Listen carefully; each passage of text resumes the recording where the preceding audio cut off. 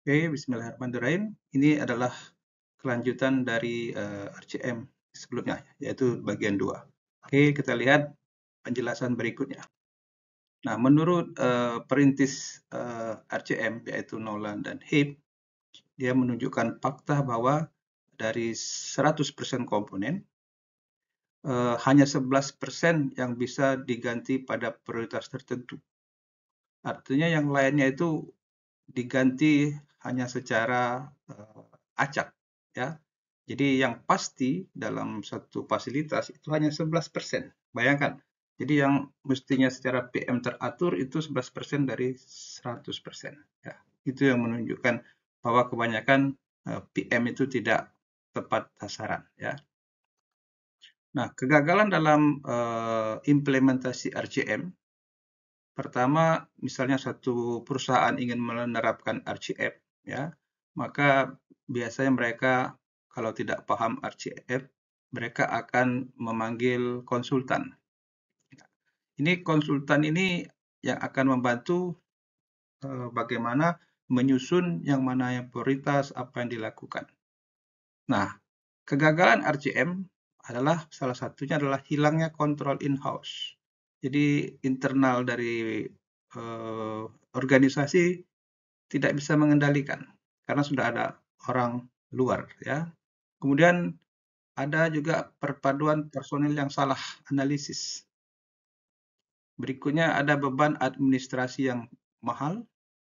Kemudian konsep fundamentalnya tidak dipahami, kebingungan menentukan fungsi sistem. Misalnya kita nih bisnisnya apa nih? Bisnis pesawat terbang. Fungsi sistem pesawat terbang apa? Kita bisnis di pembangkit tenaga listrik. Fungsi sistemnya apa? Jadi tidak paham tentang sistemnya. Kemudian bingung antara batas sistem dan interface-nya yang di mana, ya. Sehingga bingung memotong-motong untuk memudahkan maintenance. Kemudian ada juga yang harapan yang berbeda antara pihak manajemen, pihak top manajemen, pihak pelaksana dan sebagainya. Kemudian kebingungan mengenai konvensi atau cara berkomunikasi, ya, konvensi penulisan dan sebagainya. Kemudian salah dalam menganalisa kegagalan tersembunyi. Ini penting nanti kita jelaskan apa itu kegagalan tersembunyi. Kemudian kesalahpaham tentang konsep run to failure. Jadi mesin itu dibiarkan jalan sampai rusak itu maksudnya apa. Kemudian ada lagi klasifikasi komponen yang tidak sesuai dan instrumen tidak disertakan sebagai bagian dari analisis RCM. Ini adalah yang dikatakan kegagalan dalam pelaksanaan RCM. 3 fase RCM ya terdiri dari pertama mengidentifikasi peralatan penting untuk keselamatan pabrik, pembangkitan, produksi, dan perlindungan aset. Yang kedua, penerapan tugas PM yang diperlukan pada fase 1. Tugas ini harus dapat diterapkan dan efektif. Seperti dikatakan awal-awal tadi, hanya 11% sebenarnya yang teridentifikasi dengan jelas. Ya. Fase 3, melaksanakan tugas dalam fase 2 tadi. Jadi idenya adalah bagaimana memperbaiki PM. Mana yang diperlukan, mana yang tidak diperlukan. Oke. Nah, contohnya ini, mobil ini. Jadi tugas kalian adalah pertama, lakukan identifikasi peralatan yang penting untuk keselamatan perjalanan atau produksi dan perlindungan aset. Bagian mana yang menurut kalian, misalnya kalian akan melakukan satu perjalanan, bagian mana yang harus kalian katakan atau urutkan secara prioritas mana yang penting, misalnya akan melakukan tour atau apa, kalian akan periksa kendaraan ini, bagian mana yang harus menurut kalian itu penting, sangat penting, ya. Sekarang ini sebagai tugas, ya. 3 sudut patokan untuk RCM. Ini bagaimana kita menganalisa secara detail kegagalan-kegagalan suatu facility. Pertama, apa itu kegagalan tunggal? Kapan dapat diterima dan kapan tidak dapat diterima? Kemudian kita juga harus tahu bagaimana mengidentifikasi kegagalan tersembunyi. dan juga kapan melakukan analisis kegagalan kegagalan sekaligus atau multi failure, ya kan? Jadi kita lihat contohnya apa itu dikatakan failure, ya. Nah, ini contoh pompa, ya. Ini gambar pompa. Seperti kita ketahui, pompa itu adalah jantung dari suatu proses, ya. Jadi kalau pompa itu berhenti, maka proses akan terganggu. Jadi pompa ini dalam produksi itu harus berjalan 24 jam, ya. Contohnya proses produksi di perusahaan petrochemical, di pabrik pembangkit tenaga listrik dan sebagainya. Jadi pada dasarnya pompa itu harus berjalan terus-menerus. Nah, contoh ini pompa. Pompa ini ada indikator yang mengatakan kondisi pompa ini bagus atau tidak bagus. Ya, kalau dia bagus, ya dibiarkan. Kalau dia tidak bagus, diperbaiki. Dan ini tujuan pompa ini adalah untuk mensuplai proses yang kritikal. Contohnya untuk pompa pada pembangkit listrik untuk mendinginkan mesin. Nah, kalau ini tidak bisa dianalisis, yang mana yang seperti ini fungsinya, peralatan mana yang mirip seperti ini, maka ini dikatakan kegagalan menganalisis single failure. Ya. Oke, yang berikutnya adalah apa itu hidden failure. Nah, ini contohnya pompa lagi, ya. Sekarang dua pompa dalam posisi seperti ini, ya. Jadi dua pompa melakukan servis ataupun fungsi kepada satu bagian. Ya, ada dua pompa ABC dan DEF. Kemudian indikator pompa ini hanya satu. Jadi indikator ini tidak menunjukkan mana pompa yang bagus. Dia hanya mengindikasi bahwa output-nya ada. Berarti ada baik pompa ABC yang berfungsi atau pompa DEF yang berfungsi.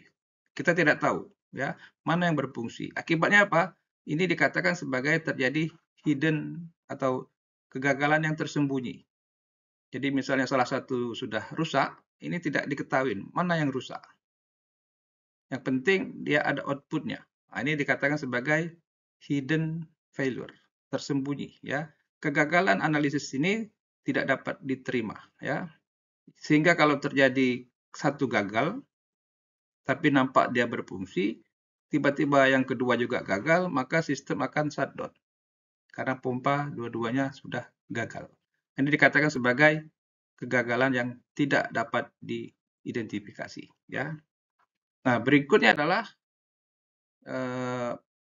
kita susun pompanya dengan cara yang lain. Ya, dua pompa juga dengan mensuplai satu kepentingan, ya, digabungkan pompa ini, dan masing-masing pompa mempunyai indikator di control room. Ya. Nah, keuntungannya dengan indikator yang terpisah, maka diketahui pompa ini statusnya bagus atau tidak bagus, ya. Pompa B juga begitu, pompa DEF statusnya bagus tidak bagus. Nah, dengan adanya susunan seperti ini, maka walaupun pompa tetap melakukan operasinya hanya satu, tetapi ini pompa bisa kita katakan termonitor dengan baik dan bisa kita katakan boleh dibiarkan running sampai dia mengalami kegagalan. Kalau ini gagal, ya kan, maka masih ada satu lagi sehingga ini sempat diperbaiki. Ya. Kalau ini gagal, masih ada satu lagi sehingga ini juga sempat diperbaiki. Jadi namanya kita biarkan dia berjalan sampai dia ada masalah. Nah, ini kontrol yang bisa dikatakan baik, sebelumnya tidak bisa kita ketahui karena hidden, tersembunyi, ya.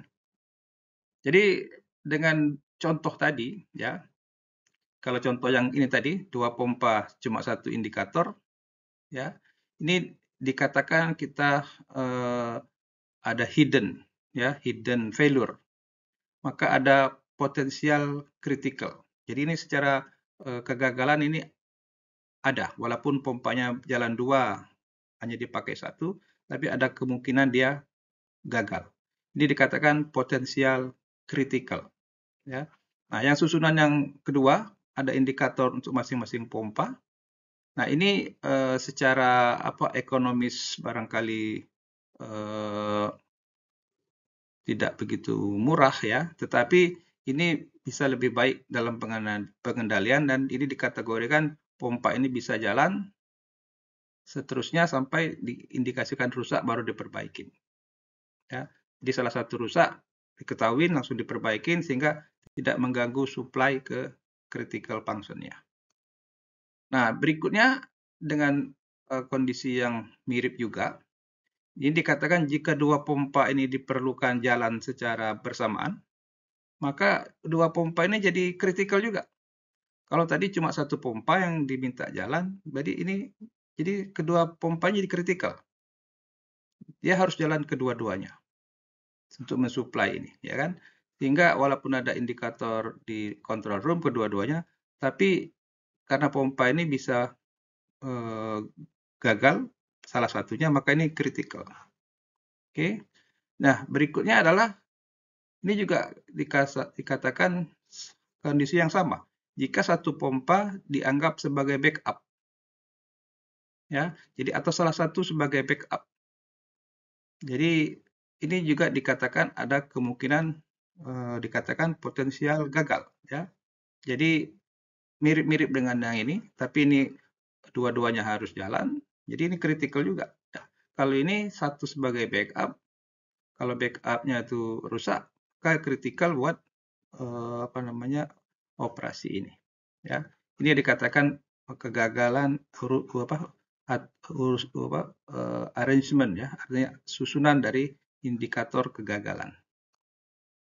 Nah, dari cara kita melihat skema failure run to failure, kemudian hidden failure ya, critical dan non critical, maka kita baru bisa menyusun namanya persiapan untuk RCM ya. Ini adalah urutan-urutannya. Jadi ini mirip-mirip dengan failure mode and effect analysis ya. Jadi dari basis data, kemudian lembar kerja pakai Excel, kemudian lembar evaluasi. Ini contohnya seperti ini ya. Nah, dalam RCM kita namakan consequence of failure analysis. Dalam kebanyakan disebut sebagai failure mode and effect analysis. Jadi ini mirip-mirip ya. Jadi kita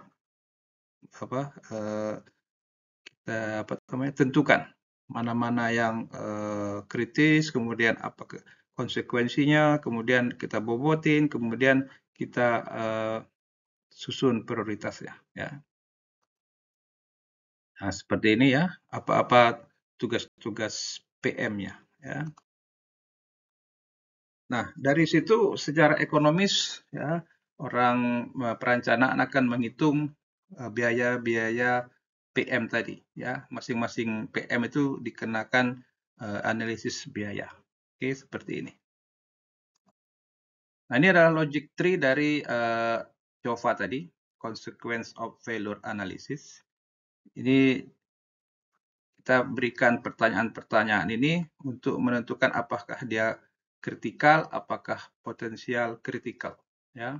Ini contohnya, apakah kejadian failure nyata terhadap operation personal saat melakukan operasi secara normal? Kalau jawabannya iya, apakah kegagalan mengakibatkan kehilangan atau kerusakan yang mengarah ke efek yang buruk pada personal atau keselamatan operasi? Kalau tidak, seperti ini. Kalau yes, berarti ini adalah critical. Yang kedua, ini ya, yang kedua, kalau tadi tidak, maka no, maka ini failure ini dikatakan hidden dan kemungkinan menjadi critical. Ya, tadi tidak nampak langsung, ini bisa katakan critical. Tapi kalau tertutupin, dia rusak tapi tidak nampak secara langsung, maka dikatakan sebagai tersembunyi. Tapi kemungkinan ada kegagalan. Begitu juga yang di bawah ini. Ya. Berikutnya bagian B dari logiknya tadi. Ya. Jadi ini kalian bisa terjemahkan ya mengenai yang mana potensial kritikal untuk safety atau secara operasi, ya. Jadi yang dikatakan signifikan secara ekonomis, ya kan, membuat biaya tinggi, kemudian high cost terkait korektif ataupun perbaikan, apakah akan ada downtime, ataukah akan menjadi kerusakan yang perlu waktu panjang untuk perbaikan, ya, dan sebagainya. Ini adalah economic significant guideline-nya, ya. Jika semuanya no, maka dikatakan komponen tersebut boleh kita running sampai dia rusak, run to failure, ya. Jadi tidak perlu diadakan maintenance maksudnya, run to failure. Running aja, nanti kalau rusak kita ganti, ya. Dengan guidance seperti ini. Contohnya lampu. Lampu itu dikategorikan run to failure. Jadi tidak perlu maintenance, kalau putus ganti karena biayanya murah dan penggantiannya cepat. Ya kan, itu lampu. Nah, apakah ada komponen dari equipment atau fasilitas yang bersifat seperti itu, maka kita katakan sebagai RTF, ya. Nah, ini adalah filter-filternya secara logik, ya. Bagaimana kita menyaring-nyaring tadi, ya, dari semua komponen, kemudian kita saring dengan COFA logic tree, kita dapat critical component, ya kan. Kemudian potensial kritikal, ya. Kemudian kita dapat potensial critical component. Kemudian apakah ada yang perlu kita maintain sebagai bagian dari komitmen? Kemudian dapat komitmen komponen. Contohnya komitmen komponen ini misalnya kita harus ikutin aturan pemerintah, ya. Misalnya bagian ini harus di maintenance setiap 6 bulan, setiap 1 tahun sesuai dengan komitmen kita terhadap undang-undang misalnya. Kemudian ada lagi secara economic signifikan, dapat economic component, ya. Nah, selebihnya itu dikatakan sebagai RTF. Gitu ya. Jadi di saring-saring kita dapat yang kritikal mana, potensial mana, komitmen komponen yang mana, yang economic komponen yang mana. Sehingga masing-masing punya cara melakukan maintenance-nya. Nah, ini kembali lagi ke preventive maintenance task secara normal.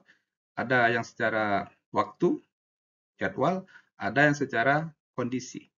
Nah, ini tujuannya adalah mencegah rusak.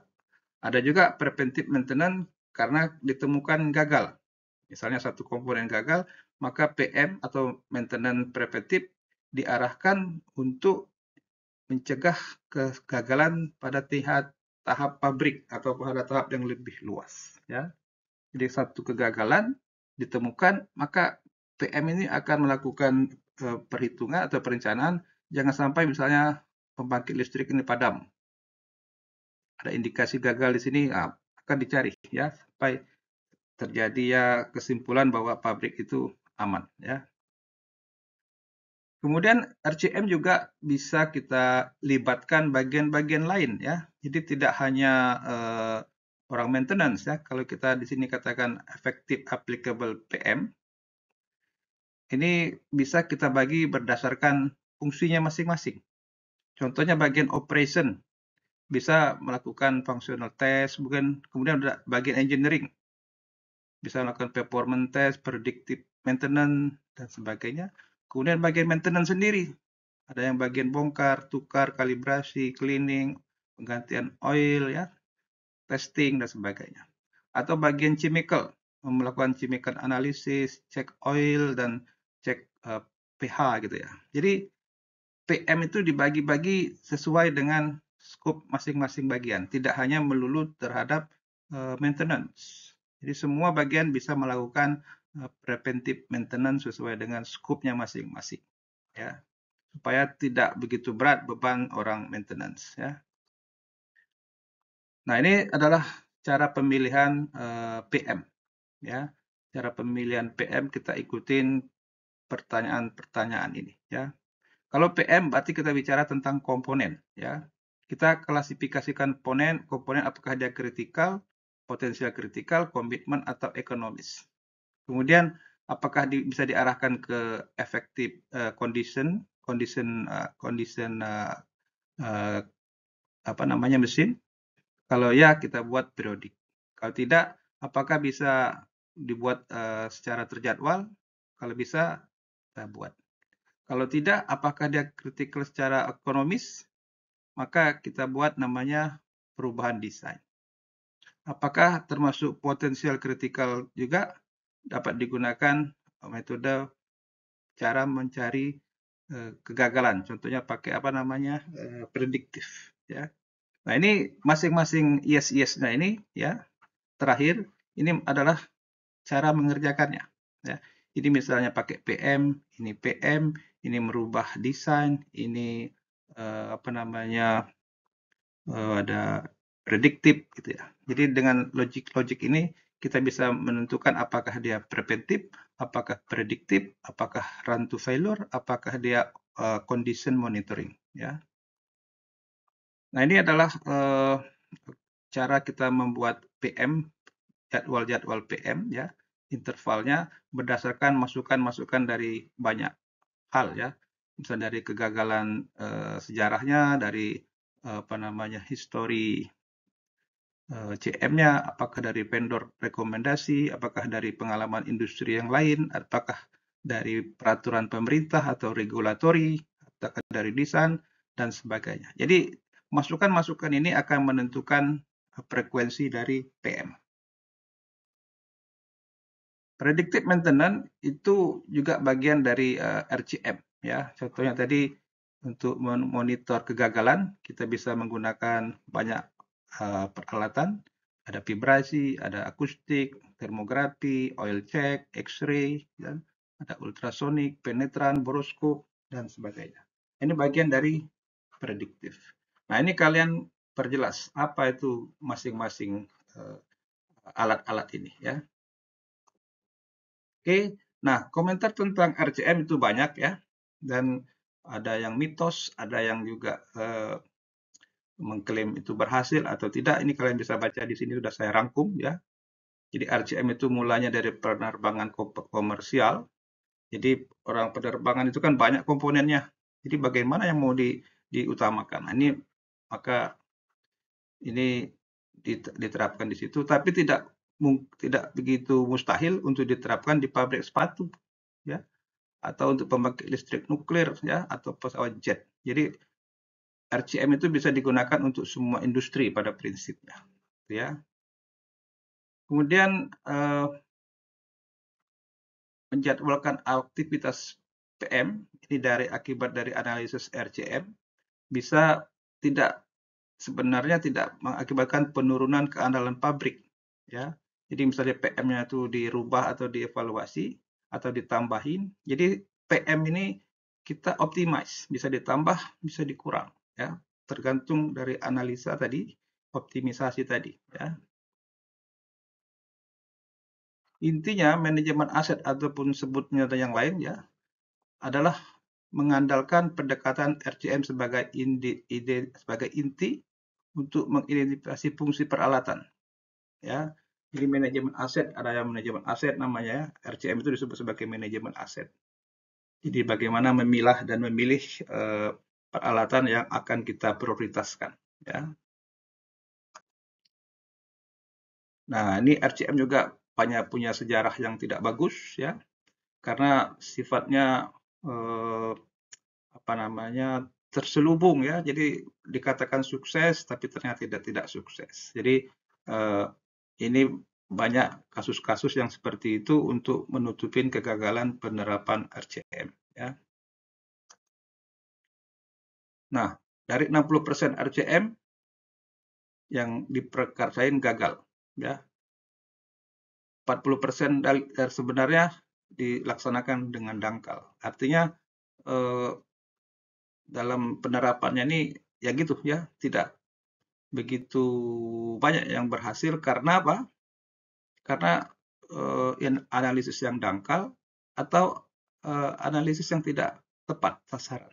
Ya, jadi ini peringatan ya untuk bagian yang menerapkan RCM. Ya. Dan kebanyakan RCM ini dilakukan oleh konsultan dan juga apa namanya kalau konsultannya itu bisa paham keseluruhan pabrik itu atau fasilitas itu, ya mereka akan mulai apa namanya, dikatakan sini menggunakan ramuan kebingungan, ya, karena mereka kan datang dari luar masuk ke organisasi. Ya. Kemudian kalaupun kebanyakan konsultan ini ya mengetahui atau perlu waktu untuk memahami bisnis prosesnya. Ya. Jadi pentingnya si pihak perusahaan untuk mempertahankan kontrol internal, tanggung jawab dan kepemilikan proses. Jadi tidak seluruhnya diserahkan kepada RCM konsultan. Ya. Jadi dikatakan lagi bahwa RCM ini bukan untuk mengurangi maintenance, ya. Ini adalah program untuk keandalan. Jadi saya katakan bisa PM itu dikurangi, bisa ditambahin, bisa diperdalam, atau bisa diganti dengan program yang lain, misalnya jadi prediktif, jadi apa namanya condition monitoring, jadi malah jadi RTF dan sebagainya. Ya. Jadi intinya adalah RCM itu memilih maintenance mana yang sesuai, ya. Seperti dalam piramid maintenance itu, ya. Jadi dari yang RTF, preventif, prediktif, condition, ya. Jadi empat metode maintenance itu bisa dipilih-pilih yang mana yang sesuai, ya. Oke, ya. Jadi ada preventif, ada reaktif, ada prediktif. Nah, ketiga metode maintenance ini dipakai secara sinergi untuk mendukung RCM. Ya. Jadi tidak satu atau dua atau sebagian, tapi keseluruhannya dipilih untuk mendukung RCM tadi. Nah, ini ada tugas individu, ya. Kalian buat penjelasan, tadi saya sudah berikan dokumennya, SI JAI 1011, kemudian jelaskan video terkait kuliah ini, ya. Lihat link YouTube, kemudian tadi jelaskan cara kerja predictive maintenance. Ini satu bagian, ini banyak. Ya. Oke, itu saja bahan kuliah kita hari ini. Mudah-mudahan bisa diperdalam dan bermanfaat dan memberikan pencerahan buat kita semuanya. Oke, terima kasih atas perhatiannya. Assalamualaikum warahmatullahi wabarakatuh. Alhamdulillahirabbil alamin.